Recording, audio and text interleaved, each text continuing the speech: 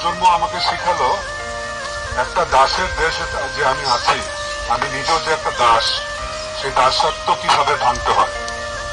এই প্রজন্মের কাছে আমি ওই জন্য ওদেরকে আমি স্যালুট জানাই। আমি শিক্ষক বলবো না, বরং ওরা আমার শিক্ষক। ওরা আমাকে শিখিয়েছে কিভাবে দাসত্ব ভাঙতে হয়। কারণ আমাদের মেধাটা আসলে মাথা থেকে আস্তে আস্তে জিভে চলে এসছে, এবং সেই জিভের চর্চাই আমরা বেশি করছি ইদানিং। রাষ্ট্র যখন গুলি করে তখন কোনো জায়গায় বিচার পাওয়া যায় না। শুধু আমি জানাতে এসেছি যে আমি এই যে দাস থেকে মুক্ত হতে পেরেছি, এই শিক্ষক আমার ছাত্ররা আমাকে শিখিয়েছে, সুতরাং আমি ওদের সাথে আছি, আমি আর দাস থাকছি। এই জন্য আমি ওদেরকে স্যালুট জানাই। এই ইউনিভার্সিটি যেমন রুদ্রদের, মুগ্ধদের, আবু সাইদদের তৈরি করে, এই ইউনিভার্সিটি কিন্তু আপনার প্রশাসনে আজকে যারা বসে আছে তাদেরও তৈরি করে।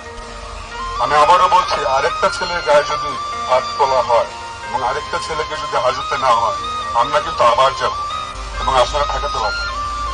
আমাদেরকে তাহলে গ্রেফতার করতে হবে। একজন পুলিশ একটা ছাত্রকে চর মেরে গাড়িতে উঠাচ্ছে, একটা ইউনিভার্সিটি ছেলের গায়ে হাত দিতে পারছে, মুখ চেপে ধরছে। এটা কি ধরনের, এটা কোন দেশ? আপনারা আমাদেরকে মুক্তিযুদ্ধের ইতিহাসের কথা শিখান।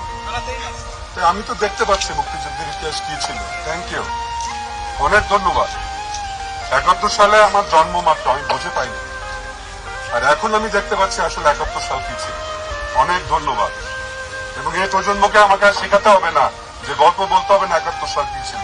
ও বলবে যে স্যার আমরা জানি, আপনার থেকে বেশি জানি, আমি জীবন দিয়ে প্রমাণ করি। আপনারা ভালো থাকবেন।